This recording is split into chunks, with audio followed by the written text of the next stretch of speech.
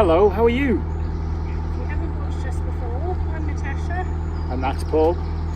Thank you for joining us. Thank you if you've just subscribed. We appreciate all the support. We live in our 57-foot narrowboat full time and we're continuous cruises. As you can see, we're doing now. Currently heading towards Coventry. Well, hey, rock on Coventry, let's go and see what's there. Last week's video, we were in the second oldest city in the country and we went to the National Space Museum. Sorry, sweat running in my eyes. It's Nice. like, yeah, It's quality. 28 degrees at the moment, it's a bit warm. It's a bit of a hot day, but we won't go into much more detail about hot days and cold days and rainy days because that's for another video. So, is it push a button and ring a bell? It's push a button, ring a bell, share us with all your friends because it's free to everybody. Yeah, free. Don't get much these days free in our world, do we? So, we'll see it on the other side, but don't forget, subscribe and share us with your friends if you like what we do. Catch you in a This bit. is Soilby Lock, whilst Paul's taking the boat in. You can see the beautiful old mill building over there. There's a weir as well, just where that wide beam's moored. A few boats moored at the bottom and a few boats moored at the top. Another beautiful area.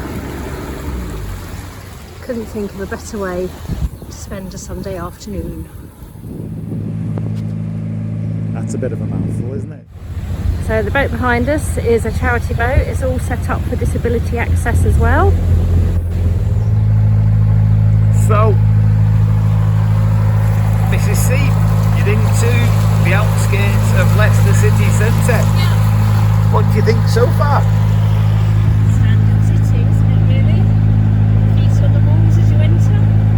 Oh, that's nice, isn't it? And we're just coming up to a lock. So, we are at Belgrave at Leicester, isn't it? And that was the Sea Cadet Hut. So we're definitely getting towards town and city. Roll on Leicester. I'm looking forward to this curry, you know.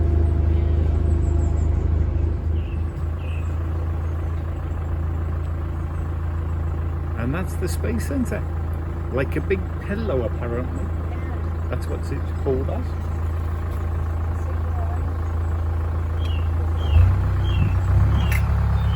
Futuristic enough in itself, isn't it?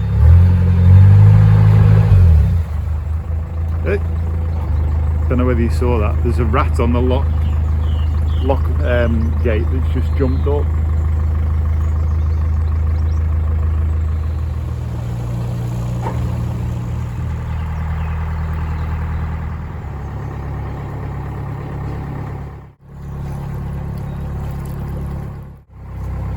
We're going down this bit very slowly. Although it's regularly used, it doesn't particularly seem overly clean. But that's probably just due to the fact that we're by accommodations and open fields. But we don't want to pick anything up on the prop, so we are going very, very slowly. And going past just some nice sights. So it's a shame we don't have smell-o-vision here because my taste buds, I'm having to swallow more often. They are just salivating due to the smell. Fantastic smells. Can't wait for this curry when we get into Leicester. But there is quite a bit of bits in the canal, which surprises me really.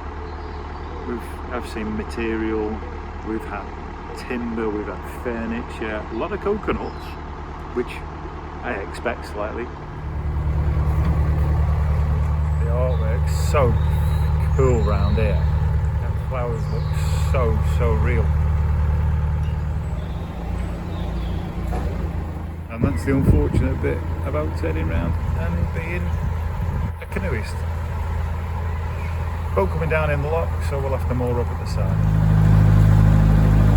Some past the old industrial city. This is the last lock of the day, North Lock. I've just waited for a considerable time for the lock to empty, but unfortunately the gates were so leaky this end, it wasn't emptying and we couldn't open the gates, so had to very gently assist the gates with the boat to just start them opening, and then we could take over doing it ourselves. This impressive building behind is the town hall. It was completed in 1876. It had a lucky escape in the Second World War when a bomb was dropped on it in the Blitz. Came down through the roof but didn't explode. The clock tower that you can see behind me at a funny angle so I can get it in is 44 metres high and very impressive.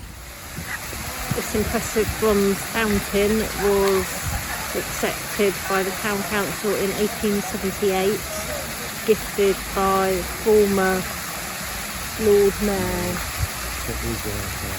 Sir Israel Hart. My brain's not very good at remembering stuff, Paul only just told me that.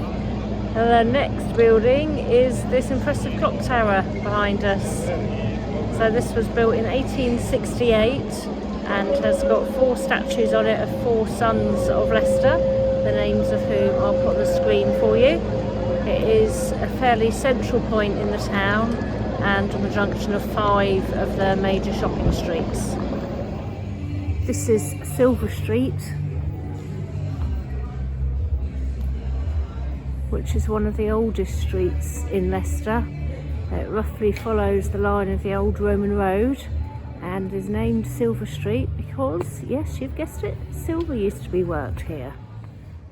Behind me is the cathedral, and I can hear Mr. Paul coming in behind me. How do? Some lazy blokes in there, do you reckon if I have a good curry we can fall through the keyhole and wake him up?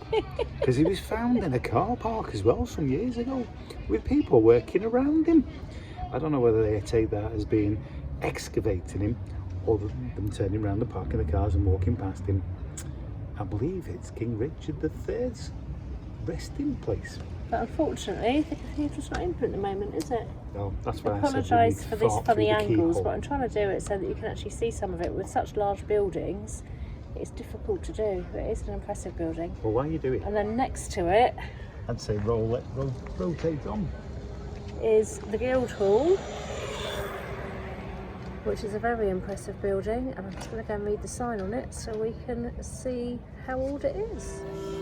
So the Guildhall was built in 1340 and was of great importance during the time of Richard III and was the town hall for 400 years.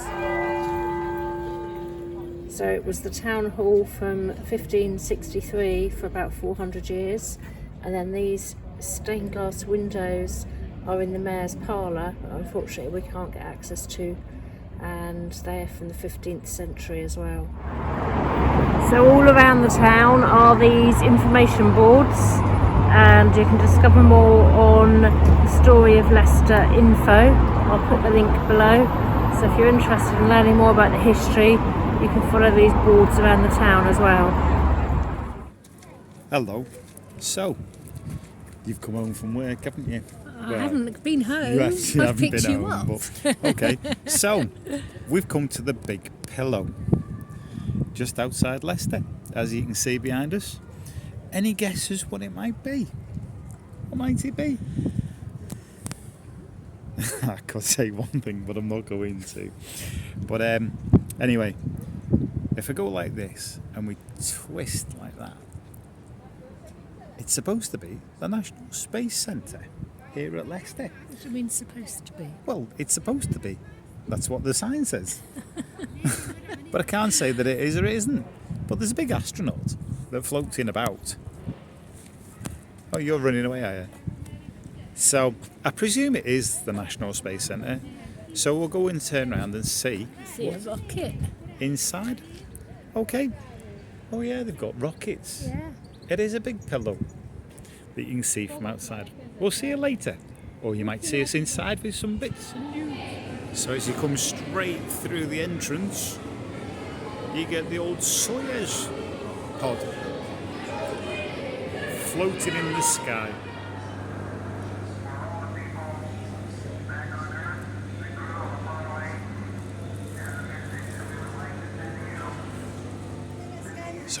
into the Patrick Moore Planetarium.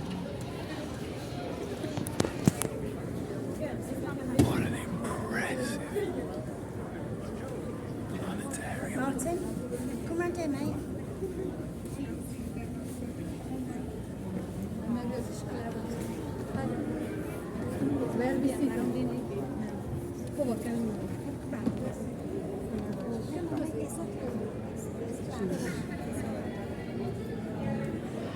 So on the wall, they have the training suits, the launch suits, the living suit that all they have all the way through, the working suit, and the flotation suit, which is the orange one. Training suit's done from jet training. The launch suit is to turn around and obviously wear in between takeoff and transitions between craft. This one was Tim Peake's particular one when he went up to the International Space Station. You got the living suit that they wear all the time while they're in space, and then this one is the spacesuit from The Martian. Notice the GoPro case on the top by the helmet, and then the flotation suit, hydro suit, that was worn by one of the Russian, I think he was, astronauts, as he resurfaced so that he could turn around and stay afloat in water. Well, there you go. We've done a tour around the National Space Centre. Well We've done a worth park it. tour, haven't we? We won't have time to do all of it. It's a definite full day, not just an afternoon. But being in the planetarium, learned so much about stars. We've walked around and there's so much to learn about how it all interrelates, even down to walking in water. But you'll have to come and visit and see it for yourself. Well worth a visit, and if you book online, then your ticket is valid for a year, so you can come back and do it all if you don't get time to do it all first time. And when you do come back and you want to go back into the planetarium for another trip, there's just about a £3 charge, wasn't it? Just to book the planetarium trip when you do your visit again, because they don't always show the same show. So come and see. It's been well worth it. See it to believe. I suppose it should be a see you later, Leicester. Yeah, it's been a good couple of days though. Busy couple of days. Yeah. Unfortunately. We've done everything. There's more to come back and do at a later stage. Well, yeah, Cathedral was shut. We've got to see that Richard III's resting chamber in the cathedral. Finish off the Space Museum. Space Museum. Or Space Centre, it's called. Yeah, and also the Abbey Pumping House, which is next door to it. Yeah, what? The Abbey Pumping House. Yeah. But it might be a little bit smelly, that one. But we'll have to wait and see. Come back another day. So we'll catch up with you soon. Thanks very much, Leicester. Curries were fantastic. Thank you to all our subscribers and all our followers. We do appreciate all your support. If you'd like us to cover anything in particular, then do let us know in the comments below, and we will endeavour to do that. So it's push the button, ring the bell. It's free to you, me, everybody in Leicester, and Tash. We'll see you next week. See you next week. More interesting stuff to coming up this next few weeks, isn't it? See you later.